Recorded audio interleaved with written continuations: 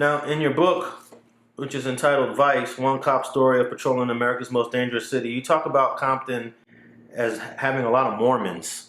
I don't think that's something that people really know about today. What was that Mormon population like when you was there?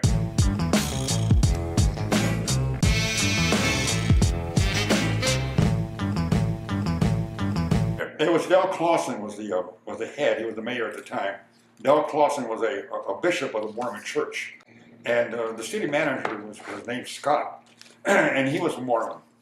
And so the city was run by Mormons. They had two. I don't know.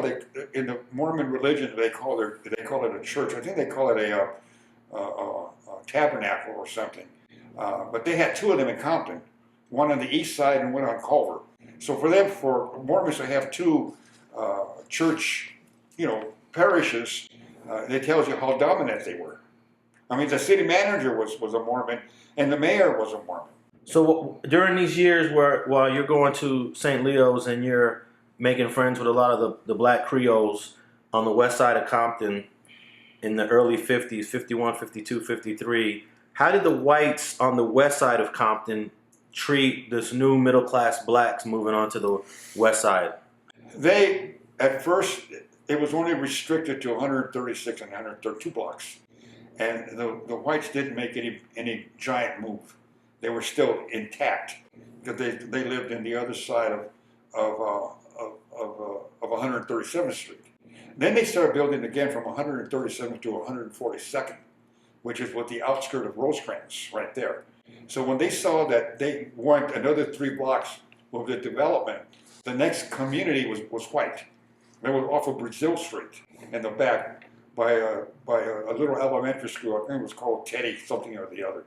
And then all of a sudden you start seeing for sale signs. And it's because now the blacks had encroached on the white neighborhood. So when you was going to St. Leo's and Watts, did they have any street gangs at that time? Yeah, there was the farmers were the beginning of the farmers were they used to call them gas heads. I remember, and they were the only gang that was actually formulating. Later on, the Slossons became big, but prior to the Slossons were the farmers. They were a gang that was beginning to formulate. Now this is before Nickerson Gardens sprang up, and Nickerson was right across St. Leo's. It was right across the street. And those projects, later on, the Boundary Hunters and the Cribs, all that Bloods and stuff, that was way before that.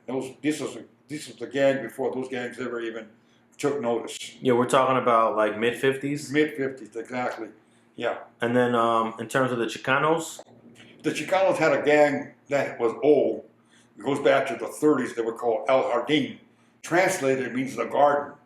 But that was the El Jardin gang in Watts. They were the ones there. And did any of these kids actually attend private school at like the way you were attending the Catholic school?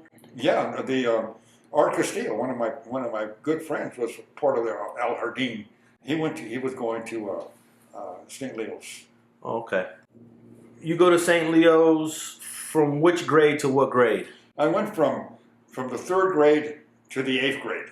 Wow, that's 6 grades there, huh? Right. So during these 6 years, you're making all kind of friends. I made all kinds of friends in St. Leo's. In fact, they're still my friends. We have an annual get together, and then we throw over at Kenneth Hahn Park. So were you one of the kind of like an outsider at St. Leo's, being from Compton, and most of these students are Watts? What's the relationship between there's always this competition, Compton and Watts? Yeah, there was definitely a definition between the kids that grew up in Compton or from Compton and the kids from Watts, okay?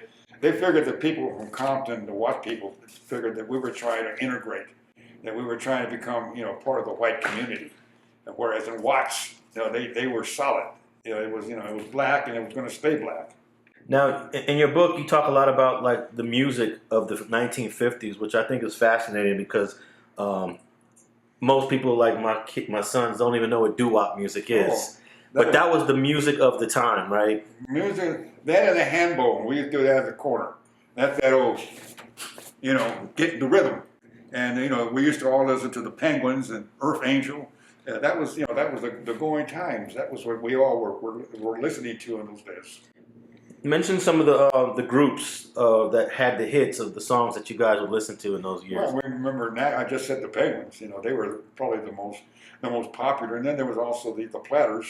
In fact, the main singer for the Platters, the female singer, she went to Willowbrook Junior High School. That's where she was recruited from.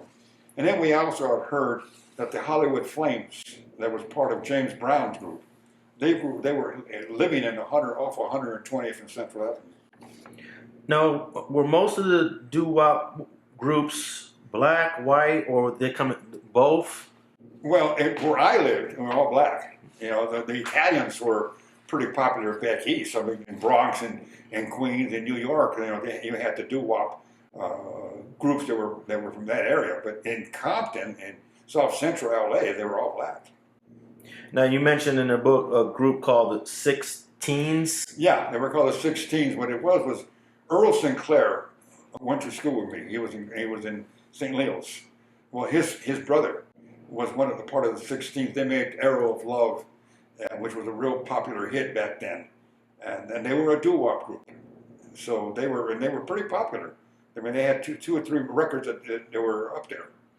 And in terms of the people that you grew up with listening to this music, did everybody like doo-wop, even the Chicanos, or is it just mostly black kids? Or everybody loved doo-wop music. Everybody would harmonize. Chicanos with blacks. We'd get in a block. We'd go there. We'd do hand bone, and we start rocking with whatever song was popular at the time. Thanks for watching StreetTV.net. If you're not subscribed, please hit that button below and click the bell to receive alerts and notifications.